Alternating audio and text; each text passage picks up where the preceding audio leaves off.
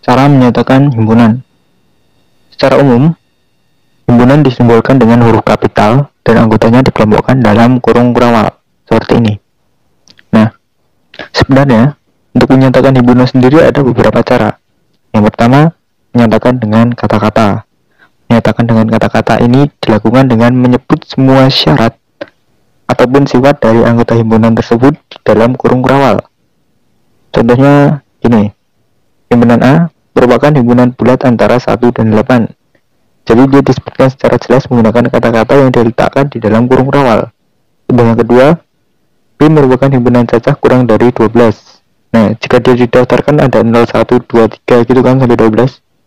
Contoh yang ketiga, ada himpunan H yang merupakan himpunan huruf abjad di antara D dan L. Jika dia didaftarkan ada E, F, G, H, I, J. Nah, itu tadi jika menyatakan himpunan dengan kata-kata.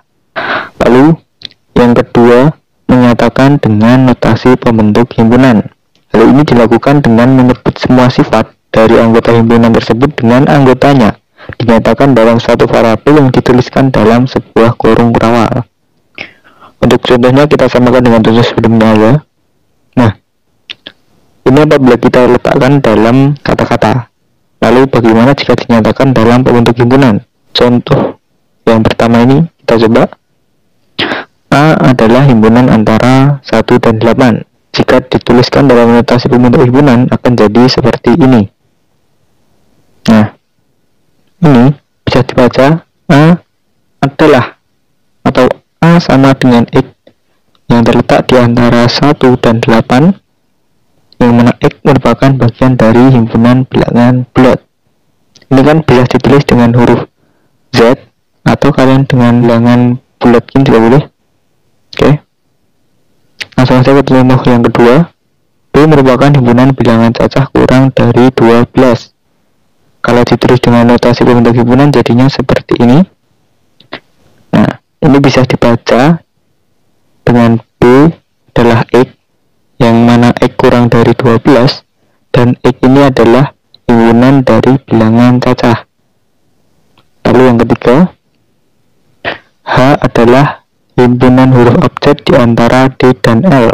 Jika dinotasikan pembentuk himpunan jadinya seperti ini. Nah, ini mungkin kalian akan membuat bingung ya, karena kan X ini juga huruf abjad. Nah, lalu emang ada nih huruf X yang terletak antara D dan L? Kan nggak ada ya. Jadi sebenarnya X ini hanya sebuah variabel, hanya sebuah perumpamaan aja, sebuah simbol. Jadi nggak harus X. Misalkan diganti seperti ini juga bisa. Jadi yang dibaca H adalah pakar, yang mana pakar tersebut terletak di antara D dan L, dan pakar ini merupakan bagian dari huruf abjad gitu. Atau bisa juga diganti seperti ini. Nah, pokoknya bebas mau diganti apa. Itu untuk yang ketiga ya. Itu untuk yang kedua, menyatakan dengan notasi pembentuk himpunan. Oke, untuk yang ketiga, cara menyatakan himpunan bisa dilakukan dengan mendaftar anggota himpunannya. Nah, hal ini dilakukan dengan menuliskan semua anggota himpunan tersebut di dalam kurung kurawal. Jadi setiap anggotanya dibatasi dengan tanda koma. Untuk contohnya kita samakan dengan contoh sebelumnya aja. Yang pertama, A merupakan bilangan bulat antara 1 dan 8. Nah, untuk bilangan bulat, tahu kan bilangan bulat dari negatif 0 sampai positif. Tapi ini hanya terletak di antara 1 dan 8. Nah, jadi ini kan ada 2, 3, 4, 5, 6, 7. Jadi kalau aku tuliskan jadi seperti ini. Kita tuliskan semua isinya dan dipisah dengan koma. Oke. Untuk yang kedua gimana? B adalah himpunan bilangan cacah kurang dari 12. Nah, kalau bilangan cacah dimulai dari 0 kan. 0 bertambah 1, 2, 3 hingga tak hingga. Tapi ini yang kurang dari 12. Jadi ada di sini. Ada 0, 1, 2, 3, 4, 5, 6, 7, 8, 9, 10, dan 11. Kita tulis semua. Nah, untuk yang terakhir, ada ada huruf abjad di antara D dan L. Ada apa nih? D, E, F, G, H, I, J, K, L. Oke. Berarti ada ini.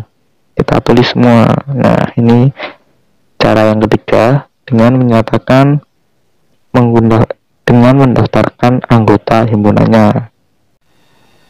Jadi, kalau kita review, cara menyatakan himpunan tadi ada 3.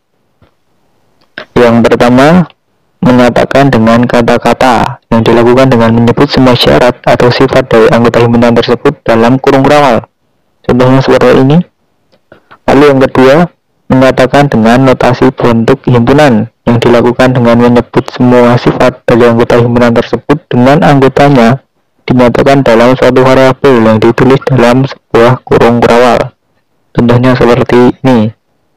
Lalu yang terakhir, menyatakan dengan mendaftar anggota himpunannya atau juga disebut sebagai enumerasi yang dilakukan dengan menulis semua anggota himpunan tersebut dalam kurung rawal dan tiap anggotanya dibatasi dengan tanda koma. Contohnya seperti ini. Nah, itu tadi beberapa cara untuk menyatakan himpunan.